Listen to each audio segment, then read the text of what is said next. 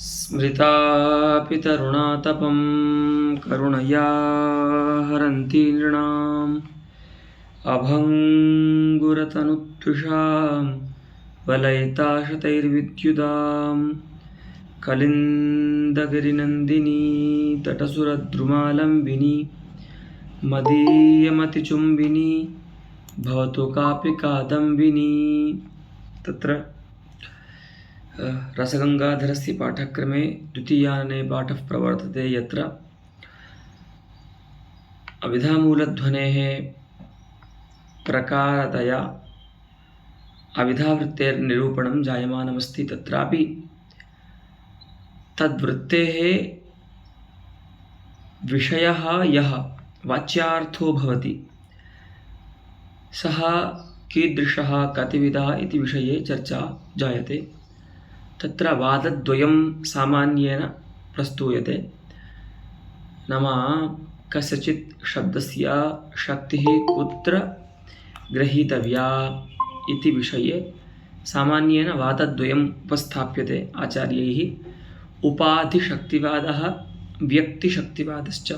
एके व्यक्तौ शक्तिं स्वीकुर्वन्ति, अपरे उपाधिषु शक्तिं स्वीकुर्वन्ति। व्यक्तेः ये उपाधयः सन्ति तेषु उपाधिषु शक्तिं स्वीकुर्वन्ति। तत्रैव व्यक्तिशक्तिवादं निरस्य उपाधिशक्तिवादस्य विस्तारं पण्डितराजः करोति।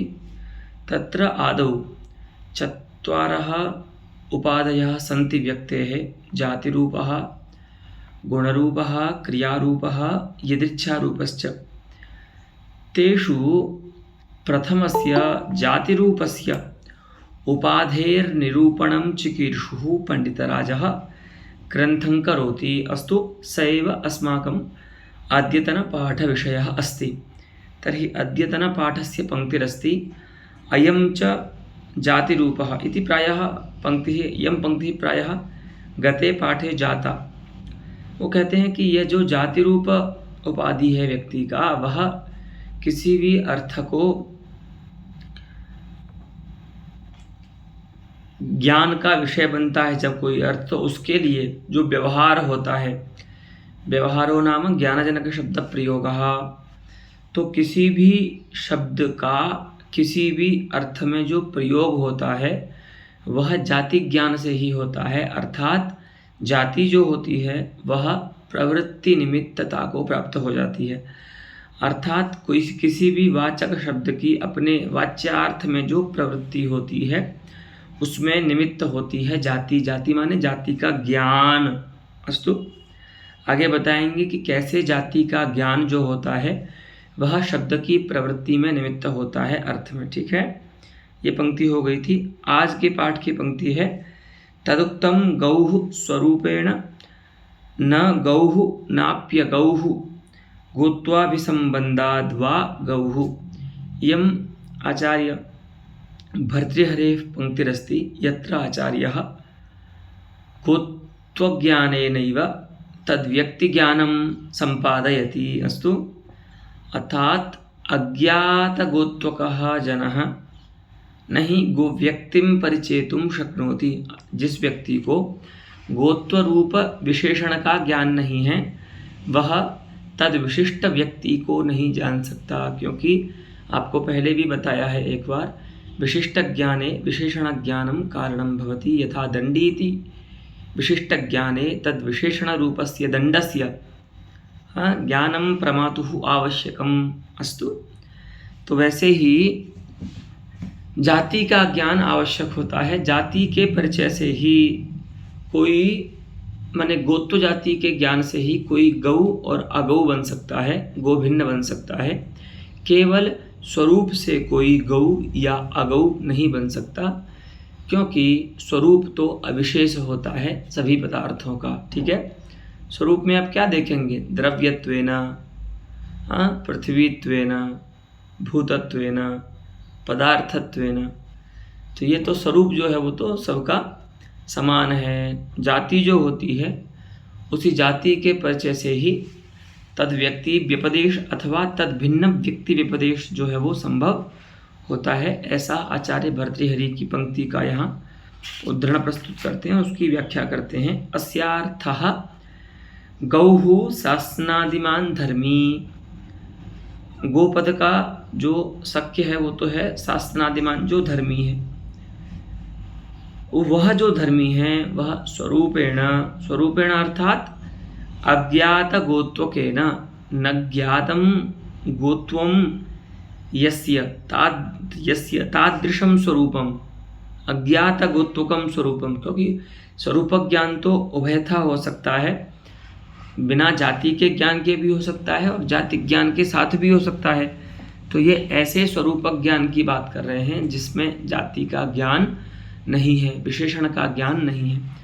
तो ऐसे स्वरूप के ज्ञान से तादृश स्वरूपेण अर्थात अज्ञात गोत्वकेन स्वरूपेण धर्मी स्वरूप मात्रेण न गौः न गो व्यवहार निर्वाहकः।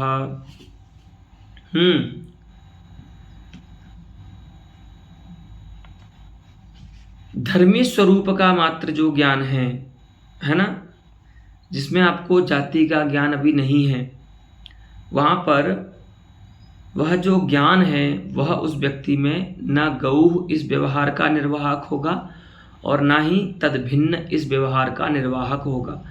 अर्थात जब तक आपको तदवयव संस्थानों से, तद व्यक्ति के अवयव संस्थानों से जाति की अभिव्यक्ति नहीं होगी, तब तक दूर से उपस्थित उस व्यक्ति में, मान लो कोई ऐसा व्यक्ति है जो दूर से आपके ज्ञान का विषय बन रहा है और आपको उसमें अभी तक अवयव संस्थानों की स्फुटक प्रतीति नहीं हुई है, तो उस प्रतीति के अभाव में जाति की अभिव्यक्ति नहीं होगी, और जाति की अभिव्यक्ति नहीं होगी तब तक उस व्यक्ति को आप ये नहीं कह सकते कि ये गाय है, अथवा ये भी नहीं कह सकते ये गोभिन्न है। ठीक है, उसमें भी कारण है तो होता है, बताएंगे कि जैसे तत्प्रकारक ज्ञान में यानी विशिष्ट ज्ञान में विशेषण ज्ञान जो कारण होता है, उसी प्रकार से अभावक ज्ञान जो होता है ना, उस अभावक ज्ञान में भी प्रतियोगितावच्छेदक का जो ज्ञान होता है वो आवश्यक होता है। तो तदभिन्न का ज्ञान भी जो होगा उसमें भी गोत्व का ज्ञान जो है वो आवश्यक है। ठीक है, बताएंगे आगे। तो स्वरूपेण अर्थात जहाँ पर आपको गोत्व जाति का ज्ञान नहीं है, ऐसे धर्मी के स्वरूप मात्र के ज्ञान से, धर्मी का स्वरूप मात्र का जो ज्ञान है वह ना तो अयम या इयम गौः इस व्यवहार का निर्वाहक होगा वो ज्ञान, और ना ही गोभिन्न व्यवहार का निर्वाहक हो सकता है, क्योंकि नाप्य गौः नाप्य गोभिन्न इति व्यवहारस्य निर्वाहकः। ठीक है, गो और तदभिन्न के व्यवहार का निर्वाहक नहीं हो सकता। क्यों भाई? तथा सती अर्थात गोत्व जाति के ज्ञान के बिना अगर आप किसी को गो व्यवहार या गोभिन्न व्यवहार का हेतु मानेंगे तो क्या समस्या आएगी, वो बता रहे हैं। तथा सती अर्थात गोत्वाग्रह दशायाम, तथा सती दूरात अनभिव्यक्त संस्थानतया, कोई व्यक्ति दूर से आ रहा है और उसके जो संस्थान हैं वो अनभिव्यक्त हैं। ठीक है, अभी उनका आपको ज्ञान नहीं हो रहा है, क्योंकि जाति की जो अभिव्यक्ति होती है वो अवयव संस्थानों से ही होती है। तो अभी जब व्यक्ति दूर है, दूर से आने के कारण उसके संस्थान कैसे हैं, अनभिव्यक्त हैं। तो अनभिव्यक्त संस्थानतया, तो जब अनभिव्यक्त संस्थान है तो आपको गोत्व का ज्ञान नहीं होगा। तो गोत्वस्य आग्रह दशायाम, अज्ञान दशायाम गवि गौः गोभिन्न इति व्यवहारः स्यात्, है ना।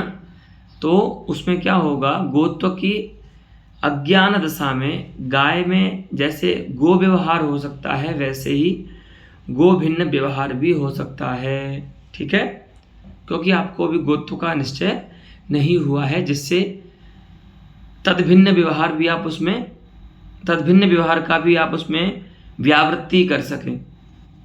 उसमें देखिए ये होता है, जैसे गोभिन्न, हाँ, ऐसा ज्ञान जब आप करेंगे तो उसमें गो भेद रहा, तद व्यक्ति में, जिसमें आप गोभिन्न व्यवहार कर रहे हैं, तो उस व्यवहार में प्रतियोगी कौन है, उस भेद में प्रतियोगी कौन है अन्योन्या भाव में, तो प्रतियोगी होगा गो व्यक्ति, है ना। गौर न, इस भेद में प्रतियोगी कौन है, गौ व्यक्ति। उस और प्रतियोगिता किस में रहेगी, तो गो व्यक्ति में रहेगी। उस प्रतियोगिता का अवच्छेदक कौन होगा, तो गोत्व जाति होगी। तो जैसे गौः इस व्यवहार के लिए गोत्व रूप जाति सामान्य का ज्ञान आवश्यक है, उसी प्रकार से गोभिन्न इस व्यवहार के प्रति भी जो प्रतियोगितावच्छेदक है गोत्व जाति, उसका ज्ञान आवश्यक है। ठीक है। तो अभावक ज्ञान में भी अभाव माने अन्योन्या भाव के ज्ञान में भी प्रतियोगितावच्छेदक का जो ज्ञान होता है वह कारण होता है। तो इसीलिए कोई भी ज्ञान कर लीजिए आप, या तो गाय में गो ऐसा व्यवहार कर लीजिए अथवा गोभिन्न व्यवहार कर लीजिए, गोत्वाग्रह दशा में वह व्यवहार निश्चित नहीं हो सकता, उसका व्यभिचार हो जाएगा। ठीक है। अभी अवयव संस्थान तो अनभिव्यक्त हैं, आपने उसको गो ऐसा व्यवहार कर दिया, बाद में जब संस्थान अभिव्यक्त हुए उसके अवयव संस्थान, तो आपको पता चला कि ये तो गो भिन्न व्यक्ति है ना। तो स्वरूप के अविशेष होने के कारण सभी पदार्थों में जो स्वरूप होता है वो अविशेष होता है, इसीलिए गोत्व के अज्ञान दशा में भी अगर आप गोत्ववती व्यक्ति में गो व्यवहार या गोभिन्न व्यवहार करेंगे तो वह व्यवहार जो है वो व्यभिचरित हो जाएगा। कैसे, तो बताते हैं। स्वरूपस्य अविशेषात् घटे गौः, क्योंकि स्वरूपेण जो घट है और गो है वह समान है, अविशेष है, इसीलिए जाति से ही तो भेद होता है विजातीय पदार्थों के कारण। हाँ, घट व्यक्ति से गो व्यक्ति को भिन्न कौन करता है, जाति करती है, गोत्व जाति। लेकिन अगर स्वरूप से देखें तब तो अविशेष, स्वरूप के अविशेष होने के कारण घट में गौः ऐसा व्यवहार होने लगेगा और गवि गाय में अगौः ऐसा व्यवहार होने लगेगा, है ना। अगर हम गोत्व के अज्ञान दशा में भी इस प्रकार के व्यवहार को मानेंगे तो इति व्यवहारः स्यात् इति भावः, इस प्रकार का व्यवहार होने लगेगा। इसीलिए वह जो बात कही आचार्य भर्तृहरि ने कि गोत्व के ज्ञान से ही गौः या अगौः दोनों ही व्यवहार हो सकते हैं।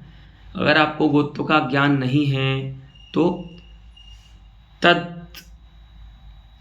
तदवच्छिन्न प्रतियोगिता निरूपका भाव का ज्ञान भी उस व्यक्ति में नहीं हो सकता, और अगर आपको गोत्व का ज्ञान नहीं है तो भी गौः ऐसा व्यवहार उस व्यक्ति में आपको नहीं हो सकता। अस्तु।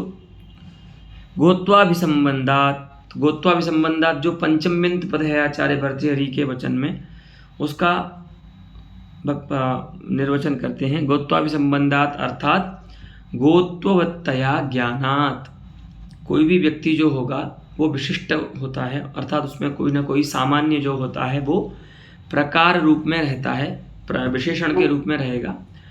तो तद्वत्तया जो ज्ञान है उसी को बोल रहे हैं गोत्वाभिसंबंध, है ना।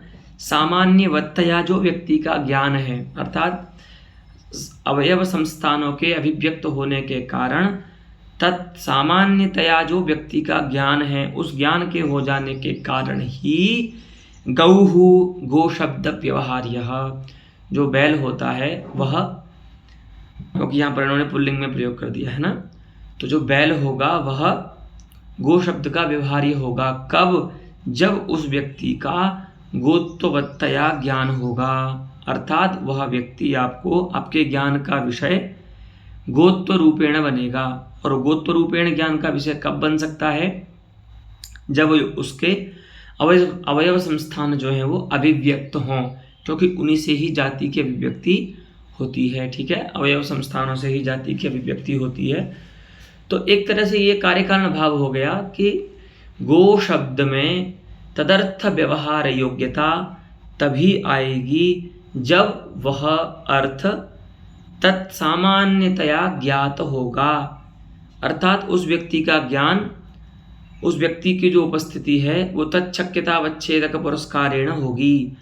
अर्थात घट रूप अर्थ यदि घटत्वेन रूपेण उपस्थित हो रहा है तो ही वह, माने उसका ज्ञान आपको है तो ही आप उसका व्यवहार घट शब्द से कर सकते हैं, है ना।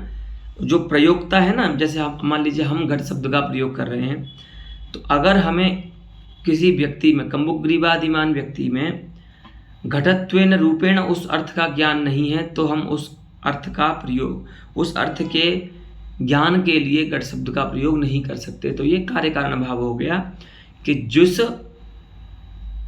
अर्थ में प्रमाता को जाति का ज्ञान हुआ रहता है उसी अर्थ का वह तद्वाचक शब्द से प्रयोग करता है। अस्तु, इसीलिए कहा कि गोत्वाभिसंबंधात् गौः अगौः इत्युभय विधो व्यवहारः सिद्ध्यति। अस्तु, क्योंकि जैसे ये नियम है कि विशिष्ट ज्ञान में विशेषण ज्ञान कारण होता है, तो जैसे व्यक्ति के ज्ञान में तद विशेषण जो जाति है, गोत्र जाति, उसका ज्ञान आवश्यक है। तो जैसे गौः इस व्यवहार के लिए जाति का ज्ञान, गोत्र जाति का ज्ञान आवश्यक है, उसी लिए अभाव जो आपको ज्ञात हो रहा है गौर न, इस अभावक ज्ञान के लिए भी तत्प्रतियोगितावच्छेदक जो गोत्व है उसका ज्ञान आवश्यक है। अस्तु, तो कैसा भी व्यवहार हो, चाहे वो तद्वान माने व्यवहार हो, माने तत्प्रकारक व्यवहार हो, गौ ऐसा व्यवहार हो, अथवा तद्भेद का व्यवहार हो, अभाव का व्यवहार हो, दोनों ही व्यवहारों में गोत्व जाति की अपेक्षा होती है। अब जो उपाध्यंतर हैं उनका निरूपण करते हैं। गुणः शुक्लादि, शुक्लादि पदानाम अविधेयः। गुण पदार्थ क्या है जो व्यक्ति की उपाधि है, तो कहते हैं गुण है शुक्लादि, आदि शब्द से अन्य जो भी गुण हैं, नील हरित पीत आदि, उनका भी संग्रह करना चाहिए। वह क्या है, शुक्लादि पदों के अविधेय हैं, अर्थात शुक्लादि पदों के प्रवृत्ति निमित्त हैं, है ना। क्रिया चलनादि शब्दानाम, क्रिया जो है वो चलनादि जो शब्द हैं उनकी अविधेया है, अर्थात उनकी वाच्य है। अब इसमें शंका करते हैं, जाति शंका। शुक्लादीनां चलनादीनां च प्रतिव्यक्ते भेद दर्शनात् आनंत व्यभिचाराभ्यां व्यक्ति शक्तिवाद दोषाभ्याम इहापि कलुषीकरणम इति चेत।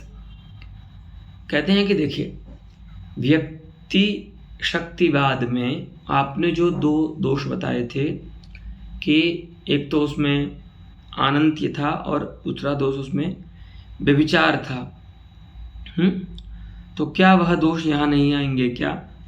क्योंकि यहाँ पर भी जैसे व्यक्ति में भेद है वैसे ही प्रति व्यक्ति में जो शुक्लादि गुण हैं अथवा जो चलनादि क्रियाएं हैं वो भिन्न होती हैं, तो उनके कारण हर एक व्यक्ति में चलन क्रिया भिन्न है। तो उसी प्रकार से चलन शब्द की अविधेया जो चलन क्रिया है, उत्तर देश संयोगानुकूल जो व्यापार है, वो व्यक्तियों के ही समान व्यक्ति भेद से भिन्न हो गया। तो जैसे व्यक्तियों के आनंत्य के कारण संकेत में आनंत्य आएगा, उसी प्रकार से चलनादि शब्दों के शक्तिग्रह में भी तो आनंत्य आना चाहिए, क्योंकि प्रति व्यक्ति चलन क्रिया तो भिन्न है। उसी प्रकार से प्रति व्यक्ति शुक्लादि जो गुण हैं वो भी भिन्न हैं। तो शुक्लादि गुणों के अविधेय जो गुण हैं उनमें जब शक्ति ग्रह करेंगे तो उनके भी अनंत होने के कारण व्यक्ति के समान उस प्रकार के संकेत में भी आनंत्य दोष आएगा। हस्तु, और व्यभिचार भी उसी प्रकार से आएगा। ठीक है, कि दूसरे शुक्ल गुण में शक्ति ग्रह हुआ और तदभिन्न शुक्ल जो गुण है उसका आपको तत्पद के ज्ञान से ज्ञान होने लगा। उसी प्रकार से किसी दूसरी चलन क्रिया में आपको शक्ति ग्रह हुआ है तो तदभिन्न शक्ति चलन क्रिया का ज्ञान आपको नहीं होना चाहिए, लेकिन आप एक चलन क्रिया में आपका शक्ति ग्रह होता है और उसी सकृत शक्ति ग्रह से ही तद भिन्न माने तद चलन व्यक्ति भिन्न, व्यक्ति तो नहीं बोल सकते उसको, लेकिन विशिष्ट जो चलन क्रिया है उस व्यक्ति में, उस व्यक्ति से भिन्न व्यक्ति में रहने वाली जो चलन क्रिया है, उस चलन क्रिया का भी ज्ञान आपको सकृत चलन क्रिया का जो वाचक शब्द है उसके शक्ति ग्रह से होने लगता है। तो ये व्यभिचार है, क्योंकि आप प्रति व्यक्ति निष्ठ जो चलन क्रिया है उसमें शक्ति ग्रह मान रहे हैं। तो इस प्रकार से व्यक्ति शक्तिवाद में जो दोष बताए थे आनंत्य और व्यभिचार, वो तो गुण और क्रिया रूप जो उपाधि में संकेत आप मान रहे हैं उनमें भी आएगा, क्योंकि प्रति व्यक्ति गुण जो होते हैं वो भिन्न होते हैं और क्रियाएं भी भिन्न होती हैं। ऐसा मान करके कलुषीकरणम अत्र केनचित् आक्षिप्यते उपाधिशक्तिवादस्यापि अस्तु तद आनन्त्य व्यभिचार दोषाभ्याम अस्तु। तो तत्कलुषीकरणम इहापि अर्थात उपाधिशक्तिवादेपि स्यात् इति चेत् न। किमर्थं? तेषां लाघवात् प्रत्यभिज्ञाबलाच्च एकताया अभ्युपगमात्। देखिए, प्रति व्यक्ति भले आपको उनमें भेद की प्रतीति होती है, लेकिन वास्तविक भेद नहीं होता है, उनमें तो प्रत्यभिज्ञा होती है। सोयम शुक्ल गुण सेयम चलन क्रिया, इस प्रकार से प्रत्यभिज्ञात्मक ज्ञान होता है तत्त शुक्ल गुण और तत्त चलनादि क्रिया में। तो प्रत्यभिज्ञा के कारण और लाघव होने के कारण, प्रतिविज्ञा मूलक लाघव होने के कारण उपाधि शक्तिवाद में जो गुण और क्रिया में आपने आनंद दिखाने का प्रयास किया है वैसा नहीं हो सकता। ठीक है, उनमें आनंद नहीं आएगा। अर्थात प्रतिव्यक्ति जो आप भिन्न गुण शुक्लादि गुण और भिन्न चलनादि क्रिया मान रहे हैं वैसी बात नहीं है, क्योंकि उनमें तो प्रतीति देखी जाती है, प्रतिविज्ञा रूप प्रतीति देखी जाती है। प्रतिविज्ञा जो होती है वो ज्ञान विशेष होता है, उसमें दो काल से विशिष्ट जो व्यक्ति होता है, अर्थ जो होता है वो विषय बनता है। एक तत्पद छक्य जो होता है वह परोक्ष काल विशिष्ट या भूतकाल विशिष्ट जो अर्थ होता है वो विषय बनता है, और एक इदम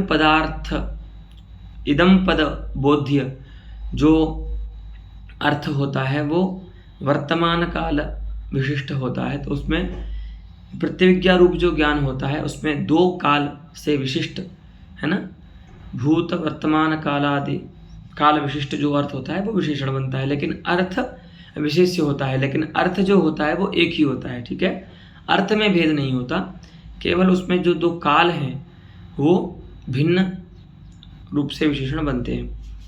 अब देखिए, तो उसी प्रकार से शुक्ल गुण जो हैं प्रति व्यक्ति में और क्रियाएं जो हैं उनमें प्रतिविज्ञा रूप ज्ञान होता है कि सोयम शुक्ल गुण यह दुग्धे दृष्टः या पयस्य अनुभूतः है ना, सेयम चलन क्रिया या अश्वे दृष्टा।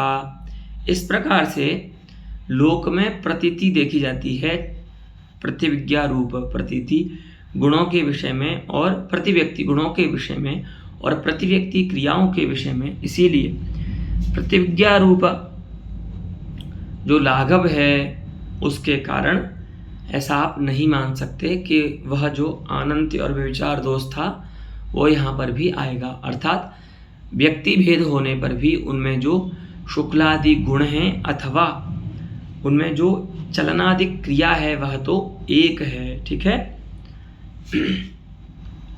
तदुक्तम अस्मिन् वचने प्राचीनानाम् अपि सम्मतिं दर्शयत्याचार्यः। आचार्य मम्मटस्य इयं पंक्तिरस्ति यत्र आचार्य मम्मटः गुणक्रियायदृच्छानां पारमार्थिकम् अभेदं ब्रूते तदित्थं गुणक्रियायदृच्छानां वस्तुत एकरूपाणाम् आश्रयभेदात् भेद एव लक्ष्यते।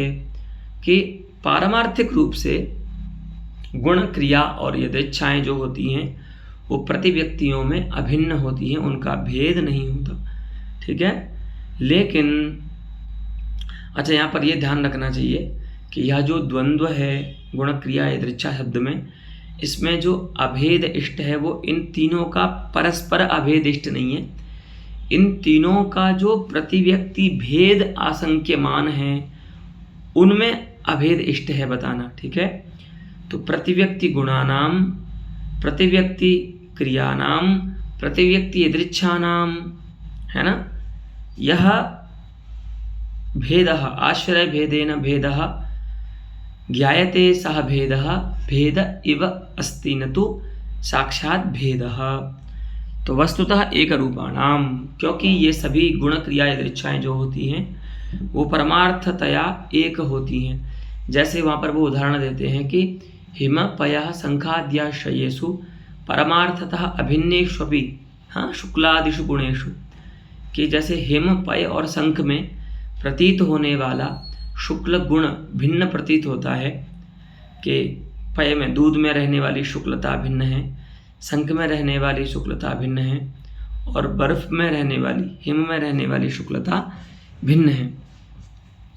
हिम पय शंख तीनों आश्रयों में रहने वाली शुक्लता भिन्न है। लेकिन वस्तुतः वहाँ पर क्या होता है, आश्रय के भेद से, क्योंकि एक जगह आश्रय हिम है शुक्ल गुण का, एक जगह आश्रय पय है और अन्यत्र आश्रय शंख है, तो इसीलिए आश्रय के भेद होने के कारण प्रमाता को गुण में भेद की भ्रांति होती है। वस्तुतः वो भेद जो है वो परमारूप नहीं है, ठीक है, क्योंकि वह तो अभिन्न होता है, एक रूप होता है, ठीक है। तो वस्तुतः एक रूपाणाम गुणक्रिया यदृच्छानाम भेदात आश्रय भेदात। अब उस भ्रांति में क्या हेतु है ये भी बताते हैं कि उस भ्रांति में हेतु है आश्रय का भिन्न होना। तो आश्रय के भेद से उन गुण क्रिया यदृच्छाओं में भेद जैसा प्रतीत होता है, भेद उनमें नहीं होता। तो क्या सिद्ध हुआ कि प्रतिव्यक्ति शुक्लादि गुणों में चलनादि क्रियाओं में जो भेद प्रतीति हो रही है वह प्रतीति भ्रांति रूपा है, प्रमारूपा नहीं है, उसी को कहते हैं तथा च भेद प्रतीति ही भ्रम एव इति भावः। अर्थात गुण क्रिया यदृच्छाओं में जो भेद प्रतीति है वो वास्तविक नहीं है, इसीलिए व्यक्ति शक्तिवाद की तरह इनमें अनंत और व्यभिचार दोष नहीं आ सकता संकेत मानने में, क्योंकि ये तो एक है। इदम उपलक्षणम नाम, यह तो हम केवल एक निदर्शन ही बता रहे हैं। आचार्य मम्मट ने तो केवल एक उनमें भेद प्रतीति को ही भ्रमरूपा बताया। गुण क्रिया दृच्छाओं में जो भेद प्रतीति हो रही है उसी को भ्रम बताया है। हम तो एक और बात बताते हैं नहीं आपको, उत्पत्ति विनाश प्रतीतिरपि तथैव, है ना। तो इदम उपलक्षणम नाम, आचार्य मम्मट ये जो भेद प्रतीति में भ्रमत्व का उपादन जो कर रहे हैं वो केवल उपलक्षण है। उससे आपको गुण क्रियाओं में जो उत्पत्ति विनाश का ज्ञान होता है वह भी अवास्तविक है, भ्रम रूप है, ये वहाँ पर जानना चाहिए, ठीक है। होता है ना कि ऐसा मानते ही हैं कि जिस धर्मी में जो गुण रहता है वह उसके नाश के साथ ही उसका नाश हो जाता है, और जब नैयायिक ऐसा मानते हैं, ठीक है। और जब उस व्यक्ति का उद्भव होता है, उत्पत्ति होती है, तो प्रथम क्षण में तो वह जो व्यक्ति है वो निर्गुण और निष्क्रिय रहता है, लेकिन द्वितीय क्षण में उसमें गुणोत्पत्ति और क्रियोत्पत्ति होने लगती है ना। और इसीलिए इनका जो समवाय लक्षण है वो भी सिद्ध होता है, क्योंकि अयुत सिद्धों में समवाय संबंध होता है। और अयुत सिद्ध कब होंगे दो पदार्थ, जैसे मान लीजिए द्रव्य और गुण अयुत सिद्ध हैं तो इनका समवाय संबंध होता है। तो द्रव्य और गुण जो अयुत सिद्ध हैं वो कब सिद्ध होंगे अयुत सिद्ध की, जब वे दोनों माने उनमें से एक दूसरे की अविनश्यत अवस्था तक उस पर आश्रित रहेगा। तो जब तक द्रव्य नष्ट नहीं होता तभी तक उसमें शुक्लादि गुण और चलनादि क्रियाएं रहती हैं। जैसे ही द्रव्य का नाश होता है उसी समय उसमें गुण और क्रिया का नाश हो जाता है, ऐसा नैयायिकों का मत है, ठीक है। तो द्रव्य जब उत्पन्न होता है तब भी उसमें प्रथम अक्षर में कोई क्रिया या गुण नहीं होता, और नाश के समय में भी उसमें द्रव्य में गुण और क्रिया का नाश हो जाता है। तो वहाँ पर क्या व्यवहार होगा नैयायिकों के मत में कि द्रव्य में गुण उत्पन्न होते हैं और नष्ट होते हैं। तो आचार्य जगन्नाथ कह रहे हैं कि यह जो गुण क्रियाओं में उत्पत्ति और विनाश की जो प्रतीति है वह भी भ्रम रूपा है, क्योंकि वह भी नष्ट और उत्पन्न नहीं होते। तो उस उत्पत्ति विनाश प्रतीतिरपि भ्रम रूपा एव अस्तु। तो बोलते हैं ये तो बताइए आप कोई प्रमाण दीजिए इसमें। तो कहते हैं देखिए प्राचीनों का प्रमाण दे रहे हैं। एक वर्णनित्यतावादे गकाराद्युत्पत्ति विनाश प्रतीतेः भ्रमत्वस्य स्वीकारात्। जैसे वैयाकरणों के यहाँ वर्णस्फोट जो होता है वह नित्य होता है, तो वर्ण के नित्य होने पर अक्षर जो होता है वो नित्य होता है। तो उसके नित्य होने पर गकारादियों में, माने जब स्फोट अभिव्यक्त होता है ना श्रूयमाण शब्द के द्वारा, तो उसमें क्या मानते हैं वैयाकरण भी, गकार उत्पन्न हुआ, उसका संस्कार रहा, उसका हृदय में उसका ज्ञान होता है, उससे संस्कार बनता है और वो नष्ट हो जाता है, फिर दूसरा शब्द वर्ण आता है। ऐसे ऐसे ऐसे करके सभी वर्ण आते हैं, उनका ज्ञान से संस्कार उत्पन्न होता है, और संस्कार के बाद अंतिम जो वर्ण होता है चरम वर्ण, उसके अनुभव से, तो माने पूर्व वर्णानुभव वर्ण संस्कार जन्य जो अनुभव होता है अंतिम वर्ण का, उस वर्ण से पूरा जो शब्द होता है वो अभिव्यक्त होने लगता है, उसी को नित्य ये स्फोटात्मक शब्द कहते हैं। तो वहाँ पर ध्यान दीजिए वैयाकरण भी क्या मानते हैं, गकारादि जो वर्ण हैं, श्रूयमाण जो शब्द हैं वर्ण हैं, उनका उत्पत्ति और विनाश मानते हैं कि हमने वैखरी से गकार ऐसा बोला और वह गकार जो है वो तृतीय क्षण में नष्ट हो जाएगा।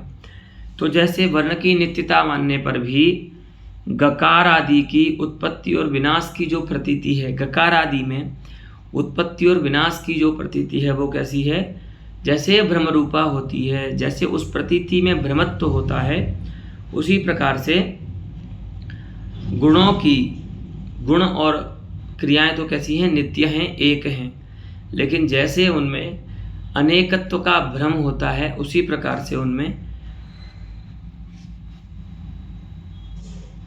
अनित्यत्व का भी भ्रम हो जाता है, अर्थात उत्पत्ति विनाशशालित्व का भी भ्रम उनमें हो जाता है। अस्तु।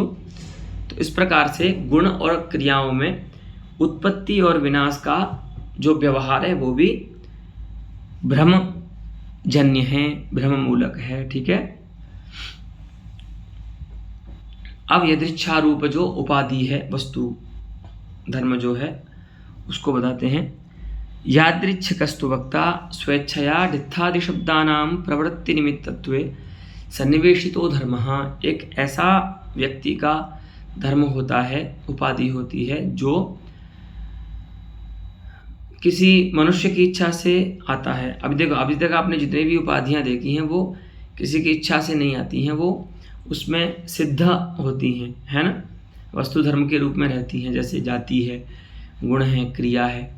लेकिन यह जो चतुर्थ उपाधि है व्यक्ति की, वह हम वक्ताओं के इच्छा पर आश्रित है। हम जैसा कहना चाहते हैं उस पिंड को, वह अपनी इच्छा के अनुसार वक्ता क्या करता है, उस पिंड में तत्त अनुपूर्वी रूप धर्म का सन्निवेश करा देता है। ठीक है, वही बता रहे हैं। यादृच्छिकस्तु उपाधि वक्ता स्वेच्छया, वक्ता क्या करता है, अपनी इच्छा से डित्थादि शब्दों का प्रवृत्ति निमित्तत्व उस धर्म को मान लेता है। सन्निवेशितो धर्म, वक्ता अपनी इच्छा के द्वारा डित्थादि शब्दों के अभिधेय के रूप में, हाँ, प्रवृत्ति निमित्त के रूप में जिस धर्म को सन्निवेशित कराता है अपनी इच्छा से वक्ता, उस धर्म को कहते हैं यादृच्छिक उपाधि ही। ठीक है, व्यक्ति की। अब उसका स्वरूप बताते हैं। सच परंपरया व्यक्तिगत चरम वर्णाभिव्यंग्यो व्यंग्यो खंड स्फोट। पहला तो ये मत है उस यादृच्छा रूप उपाधि के लिए कि वह व्यक्तिगतः परंपराया व्यक्तिगतः, क्योंकि साक्षात तो सभी शब्द नहीं, वर्ण जो हैं वो नहीं जा सकते श्रूयमाण, क्योंकि देखिए ध्वनि के द्वारा अभिव्यक्त होता है स्फोट, तो वैखरी जो वो है वाणी है उसके द्वारा एक एक करके वर्ण ज्ञात होते हैं। तो साक्षात तो स्फोट व्यंग्य नहीं हो सकता, क्योंकि अब स्फोट में तो विषय डकार भी बनेगा, लेकिन जिस समय स्फोट की अभिव्यक्ति हो रही है उस समय डकार उपस्थित नहीं है ना, वहाँ पर ड, ई, त, थ और अ ये पूरी अनुपूर्वी है। तो जिस अ यह जो अंतिम चरम वर्ण है ना, इसका जब आपको अनुभव होगा तो इसका जो अनुभव है और पूर्व वर्णों का जो संस्कार है, तो तत्पूर्व वर्ण संस्कार सहकृत चरम वर्णानुभवेन कश्चित् नित्यः स्फोटात्मकः शब्दः तत्र जन्यते, तेनैव अर्थावगतिर्भवति इति वैयाकरणानां नयः। तो अब क्या होगा, जब अकार के अनुभव से, चरम व्यंग्य के अनुभव से, वर्ण के अनुभव से आपको स्फोट रूप शब्द अभिव्यक्त हो रहा है, उस समय वहाँ पर ड रूप जो वर्ण है, प्रथम वर्ण, वह उपस्थित नहीं है। तो वहाँ पर क्या करते हैं, परंपराया डकार की उपस्थिति मानते हैं। ठीक है, वही कह रहे हैं कि परंपराया व्यक्तिगतः, व्यक्ति में रहने वाला जो चरम वर्ण के द्वारा अभिव्यंग्य है, माने पहले पहले वर्णों का संस्कार रहेगा और चरम व्यंग्य का अनुभव रहेगा। उस चरम वर्ण के अनुभव से जो व्यंग्य हुआ है, ऐसा स्फोटात्मक जो अखंड नित्य शब्द है, वह डित्थादि शब्दों का अभिधेय है, वाच्य है, और उसी को हम यदृच्छारूप उपाधि कहते हैं, ऐसा एक मत है। इत्येके अर्थात अस्मिन् मते वैयाकरणानां यह नित्य शब्दः अस्ति स्फोटरूपः तस्य डित्थादि शब्दाभिधेयता निश्चीयते। अस्तु, उसी को यहाँ पर डित्थादि शब्दों का विधेय माना गया है। दूसरे कहते हैं जो इस प्रकार से नित्य शब्द को नहीं मानते, नैयायिक आदि स्फोट रूप शब्दों को नहीं मानते, वो क्या कहते हैं, आनुपूर्व्यवच्छिन्नो वर्ण समुदायः तादृशः यादृच्छिकः वस्तुधर्मः। आनुपूर्वी से अवच्छिन्न अर्थात आनुपूर्वी से परिसीमित ड, ई, त, थ, अ इत्यादि आनुपूर्वी से परिसीमित जो वर्ण समुदाय है, डित्थ, ऐसा जो शब्द स्वरूप है, वह ही क्या है, वक्ता के द्वारा तत्तदर्थ में डित्थादि शब्दों का अभिधेय बनाया जाता है, सन्निवेशित किया जाता है। तो यही अंतर है, पहले मत में नित्य शब्द को डित्थादि शब्दों का अभिधेय मान रहे हैं, और द्वितीय मत में क्योंकि स्फोट को मानते नहीं हैं, तो वह जो वर्ण समुदाय है उसी को डित्थादि शब्दों का अभिधेय मान रहे हैं, उसी को यादृच्छिक रूप उपाधि मान रहे हैं। और अंतिम में कहते हैं तीसरा मत, केवला व्यक्तिरेव, यदृच्छा रूप जो उपाधि है वह केवल व्यक्ति ही है। ठीक है, इति इतरे। ठीक है, तो यहाँ पर व्यक्ति की अभिधेयता मान रहे हैं। डित्थादि शब्द जो हैं वो सीधा व्यक्ति को कहते हैं, ना तो किसी वर्ण समुदाय को कहते हैं, ना वे किसी नित्य शब्द को कहते हैं। क्योंकि दिक्कत ये है कि दोनों ही जगहों पर या तो हम नित्य शब्द को डित्थादि शब्दाभिधेय माने अथवा वर्ण समुदाय को डित्थादि शब्दाभिधेय माने। श्रीहरि, दोनों ही स्थल में, पहले दोनों ही मतों में आपको व्यक्ति का ज्ञान आक्षेप से करना पड़ेगा। इसीलिए बोल रहे हैं कि अंतिम मत में कि नहीं, डित्थादि शब्दों की जो अभिधेय होती है वो सीधा व्यक्ति ही होता है, वहाँ पर जो प्रवृत्ति निमित्त है वो व्यक्ति ही होता है। अस्तु, इत्थम यादृच्छिकोपि उपाधि विमृष्टो भवति। ठीक है, उसके स्वरूप के विषय में तीन मत आचार्य प्रस्तुत करते हैं, उसका मीमांसा करते हैं। तत्र आद्य मतद्वये अर्थात यदा सः यादृच्छिकः उपाधिः स्फोटरूपः स्वीक्रियते अथवा वर्णसमुदायरूपः स्वीक्रियते तदा विशेषणज्ञानात् विशिष्टप्रत्ययः, विशेषण जो जाति है, गोत्व रूप जो जाति है, उसके ज्ञान से विशिष्ट जो अर्थात गोत्व विशिष्ट जो गो व्यक्ति है उसका ज्ञान हो जाएगा। ठीक है, तो वहाँ पर जो ज्ञान होगा वो तो सविकल्पक ज्ञान होगा। सविकल्पक ज्ञान माने जहाँ पर धर्मी से अतिरिक्त कोई विकल्प, नाम जाति आदि कोई अधिक धर्म उसमें भाषित होता है, ऐसे ज्ञान को बोलते हैं हम सविकल्पक ज्ञान, है ना। नाम जात्यादि योजना सहितम ज्ञानम तद्रहितम च निर्विकल्पकम। तो यहाँ पर क्या होगा, देखिए, जाति का ज्ञान है विशेषण के रूप में और तद विशिष्ट व्यक्ति का ज्ञान होगा। तो ये जो ज्ञान है वो सविकल्पक ज्ञान होगा, क्योंकि यहाँ पर जो जाति है, गोत्व जाति, वह विकल्प के रूप में, प्रकार के रूप में भाषित होगी। लेकिन जो तृतीय मत है, जहाँ पर सीधा व्यक्ति ही अभिधेय हो रही है डित्थादि शब्दों की, वहाँ पर तो निर्विकल्पक ज्ञान होगा, क्योंकि तद व्यक्ति की उपस्थिति। अब देखिए, डित्थत तो जाति तो है नहीं, है ना। अगर मान लीजिए आप गौः कहते हैं तो गोत्वेन रूपेण तत्शासनादिमत्याः व्यक्तेरुपस्थितिर्भवति, है ना। लेकिन अगर आप कह रहे हैं कि कुछ गाय का नाम है, मान लो कपिला, या कोई गाय है, गायों के भी नाम रख देते हैं लोग, है ना। तो किसी गाय का नाम है कपिला या किसी गाय का नाम है सरला, कोई सरल है, बहुत सीधी है गाय, तो अब आप किसी को कहेंगे सरला, तो सरला जब आप बोल रहे हैं तब उस व्यक्ति की उपस्थिति सामान्य तत्सामान्य पुरस्कारेण नहीं होगी, तब वो केवल व्यक्ति उपस्थित होगा। और जब वो व्यक्ति उपस्थित होगा तो ऐसा जो व्यक्ति है वो निर्विकल्पक उपस्थित होगा, है। वो जो उसका जो ज्ञान होगा वो निर्विकल्पक होगा, क्योंकि वहाँ पर जाति की उपस्थिति नहीं हो रही है। ये तृतीय मत की बात है, जब आप तृतीय मत में जाएंगे तब। ठीक है, तो तृतीय मते च निर्विकल्पकात्मक प्रत्यय।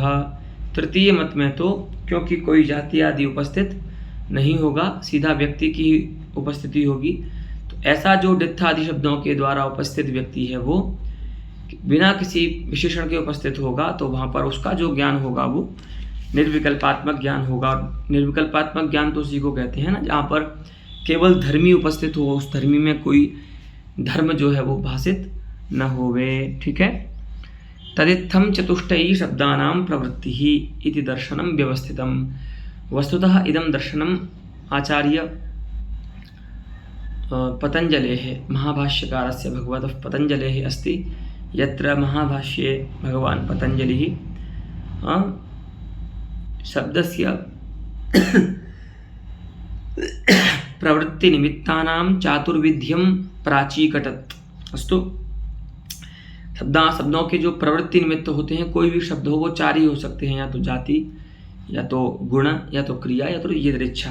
ठीक है, तो इस प्रकार से ये जो वचन है भगवान पतंजलि का, शब्दों की जो प्रवृत्ति होती है वो चार प्रकार से हो सकती है, उस दर्शन को हमने यहाँ पर इस प्रकार से व्यवस्थित किया है। अस्तु, अब उपाधि शक्तिवाद में ही एक ऐसे आचार्य हैं जो केवल जाति को ही सभी शब्दों का प्रवृत्ति निमित्त मानते हैं, ऐसा आप काव्य प्रकाश में भी पढ़ चुके हैं। अस्तु, संकेतितश्चतुर्भेदो जात्यादिर्जातिरेव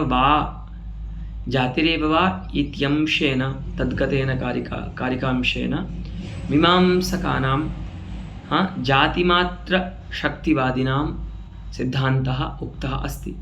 स एव सिद्धान्तः अत्र प्राप्तावसरतया किंचिदिव प्रस्तूयते। अस्तु, सर्वेषां शब्दानां अर्थात जातिवाचकानां, गुणवाचकानां, क्रियावाचकानां, यदृच्छावाचकानां च यदृच्छा शब्दानां च सर्वेषां चतुर्विधानां शब्दानां जातिरेव अर्थः। कोई भी शब्द हो, चाहे वो जातिवाचक हो, चाहे वो गुणवाचक हो, सभी शब्दों का जाति ही वाच्य होती है, जाति ही पदार्थ होती है। तो बोलते हैं भैया कि जाति अर्थ बनने के लिए किसी भी शब्द का, उस शब्द के द्वारा किसी व्यक्ति का अभिन्ना विधान प्रत्यय होना चाहिए, है ना, तब जा कर के तद व्यक्तिनिष्ठ जो जाति है उस जाति को प्रवृत्ति निमित्त बनाया जाता है उस शब्द का। जैसे अयम गौहु अयम गौहु अयम गौहु इति भिन्नासु गोव्यक्तिषु एकः गोशब्दः एव प्रत्ययं कारयति, अभिन्नाभिधान रूपं प्रत्ययं कारयति। यतः गो इति शब्दस्य प्रवृत्ति निमित्तं गोत्वं निश्चीयते। गो इस शब्द का प्रवृत्ति निमित्त हमने गोत्व को क्यों माना? क्योंकि बहुत सारे अलग अलग गो व्यक्तियों में भी यह गो शब्द का व्यवहार हो जा रहा है। ऐसे आप पहले बताओ तो सही, कैसे आप सभी शब्दों को, आप शुक्ल शब्द को जातिवाचक कैसे मानोगे? तो पहले हमने जैसे गो शब्द को जातिवाचक मानने में जो युक्ति दी है, वो युक्ति से आप उस युक्ति पर आप उसको तो सिद्ध करो पहले, शुक्ल शब्द को ला करके, या पाक शब्द को या चलन शब्द को सिद्ध कीजिए। तो कहते हैं देखिए, गुण क्रिया शब्दानाम, गुण शब्द और क्रिया शब्द गुण क्रियागतायाः और यदृच्छा शब्दानां च बाल वृद्ध शुकाद्युदीरित तत्तत् शब्दवृत्तेः तत्तत् समय भिन्नार्थवृत्तेर्वा जातेरेव अविधेयता संभवात्। गुण और क्रिया शब्दों की, गुण और क्रिया में रहने वाली जो जाति है उसी की अविधेयता है। गुण क्रिया शब्दों में जाति की अविधेयता है। तो यहाँ पर इन्होंने बताया नहीं है, वैसे उसमें इस प्रकार से आचार्य मम्मट बताते हैं, थोड़ा निरूपण करते हैं वो मीमांसकों का भी पूर्व पक्ष के रूप में, कि देखिए शुक्लादि जो गुणवाचक शब्द हैं उनमें कैसे जाति की सिद्धि होगी, शुक्लत्व जाति की। कि देखिए अयम शुक्लः अयम शुक्लः अयम शुक्लः, भले आपको 3 जगह शुक्ल गुण दिखाई दे रहा है कि शंख में शुक्लता है, दूध में शुक्लता है और बर्फ में, हिम में शुक्लता है। ऐसे तो आचार्य मम्मट ने उसका खंडन पहले ही कर दिया है, लेकिन फिर भी वो पूर्व पक्ष के रूप में निरूपण करते हैं। तो युक्ति क्या देते हैं मीमांसक, वो बता रहे हैं हम यहाँ पर, कि तीनों भिन्न शुक्ल गुणों में, वो तो भिन्न ही मान रहे हैं मीमांसक कि पयगत शुक्ल गुण भिन्न है, शंखगत शुक्ल गुण भिन्न है और हेमगत शुक्ल गुण भिन्न है। उन तीनों भिन्न शुक्ल गुणों में अयम शुक्लः अयम शुक्लः अयम शुक्लः इस प्रकार से अभिन्नाभिधान प्रत्योत्पत्ति हो रही है। इसीलिए अब ये अभिन्नाभिधान प्रत्योत्पत्ति क्यों हो रही है? तो वहाँ पर कोई शुक्लत्व नाम का सामान्य रहता है, जिसके कारण भिन्न भिन्न शुक्ल व्यक्तियों में भी अयम शुक्लः अयम शुक्लः अयम शुक्लः इस प्रकार की अनुगता प्रतीति हो रही है। इसीलिए शुक्ल शब्द भी कैसा हो गया, गुणवाचक न होकर के जातिवाचक हो गया। उसी प्रकार से पाकादि जो क्रियावाचक शब्द आपने माने हैं, वहाँ पर भी देखिए एक गुड़ का पाक है, गुड़ बनाना, और एक चावल का पाक है, ठीक है, गुड़ तंडुल आदि पाक। तो गुण पाक जो है वो भिन्न है, तंडुल पाक जो है वो भिन्न है, मीमांसकों के मत में, हाँ, मम्मटाचार्य के मत में नहीं। तो गुड़ पाक और तंडुल पाक भिन्न हैं, फिर भी उनमें अयम पाकः अयम पाकः अयम पाकः ऐसी एकाकार प्रतीति होती है कि नहीं होती? तो कहते हैं सब होती है। तो जिसके कारण भिन्न भिन्न पाक में भी एकाकार प्रतीति हो रही है, ऐसा पाकत्व रूप सामान्य रहता है। इसीलिए क्रियावाचक पाक शब्द में भी जाति ही उसकी भी अभिधेय होगी, तो वह शब्द भी जातिवाचक ही कहलाएगा। ठीक है, शुक्ल शब्द भी जातिवाचक हो गया, और क्रिया शब्द जो चलन पाक आदि क्रिया शब्द हैं वो भी जातिवाचक हो गए। अब कहते हैं कि ठीक है, गुण क्रिया शब्दों की तो जातिवाचकता समझ में आती है, लेकिन यदृच्छा शब्दों की जातिवाचकता कैसे बताएंगे आप? तो संज्ञा रूप हैं, शब्द रूप हैं। तो कहते देखिए 2 स्वरूप हो सकते हैं, उनमें 2 प्रकार से हो सकती है जाति। एक तो शब्द डित्थादि शब्दों में रहने वाली जाति, और एक डित्थादि अर्थों में रहने वाली जाति, है ना। जिस अर्थ में वो डित्थादि शब्द स्वरूप सन्निवेशित किए गए हैं, उस अर्थ में भी वो जाति रहती है डित्थत्व। कैसे रहती है सुनिए, पहले शब्द में देख लीजिए। तो पहले भेद सिद्ध करना पड़ेगा ना आपको सभी डित्थ शब्दों में, तब जा करके सभी डित्थ शब्दों में डित्थ डित्थ ऐसा जो अनुगता विधान है, एकाविधान है उसको उस एकाविधान के हेतु के रूप में आप उसमें डित्थत्व शब्द में डित्थत्व जाति का निश्चय कर पाएंगे। तो देखिए डित्थ शब्द जो है वो भिन्न होता है। कैसे? तो देखिए एक डित्थ शब्द को आप बुलवाइए किसी बच्चे से, बालोदीरितः डित्थ शब्दः, पुनः वृद्धोदीरितः डित्थ शब्दः, पुनः शुकोदीरितः डित्थ शब्दः। तो बच्चे के द्वारा, वृद्ध के द्वारा और शुक माने तोता के द्वारा उदीरित माने बोला गया, उच्चरित जो डित्थ शब्द है उन तीनों में भेद होता है कि नहीं होता? तो कहते हैं बिल्कुल होता है। तोते की आवाज़ थोड़ी पैनी सी आएगी, है ना, थोड़ी स्पष्ट कम होगी। बच्चे की भी आवाज़ ऐसी आएगी, वृद्ध की भी आवाज़ ऐसी आएगी, है ना। तो इस प्रकार से तीनों डित्थ शब्द भिन्न हैं। फिर भी उन शब्दों में, डित्थ शब्दों में, भिन्न डित्थ शब्दों में अभिन्ना विधान होता है कि तीनों डित्थ शब्द में अयम के बालोपि डित्थ शब्दम उदीरितवान, वृद्धोपि तथैव डित्थ शब्दम उदीरितवान, शुकोपि डित्थ शब्दम उदीरितवान। तो तीनों डित्थ शब्दों के भिन्न होने पर भी जिसके कारण से अभिन्ना विधान प्रत्यय हो रहा है डित्थ शब्द में, अर्थात एक जैसा ज्ञान जो हो रहा है, एक जैसा जो प्रयोग कर रहा है वक्ता, उस एक जैसे प्रयोग के प्रति कारण क्या हो सकती है? उस शब्द में रहने वाली डित्थत्व जाति, वही कहते हैं शब्द वृत्ते है। और अर्थ में कैसे आएगी जाति? तो कहते हैं तत्त समय भिन्नार्थ वृत्ते है। वह जो डित्थ शब्द है, डित्थ रूप अर्थ है। मान लीजिए आपने किसी का नाम रखा डित्थ, बचपन में जो डित्थ व्यक्ति था और 20 साल का जो डित्थ व्यक्ति है और 50 साल का जो डित्थ व्यक्ति है और 80 साल का जो डित्थ व्यक्ति है, उसमें भेद आएगा या नहीं आएगा? तो वो भिन्न है। वो एक ही व्यक्ति है ऐसे तो, लेकिन काल के भेद से उस व्यक्ति में भेद आ गया।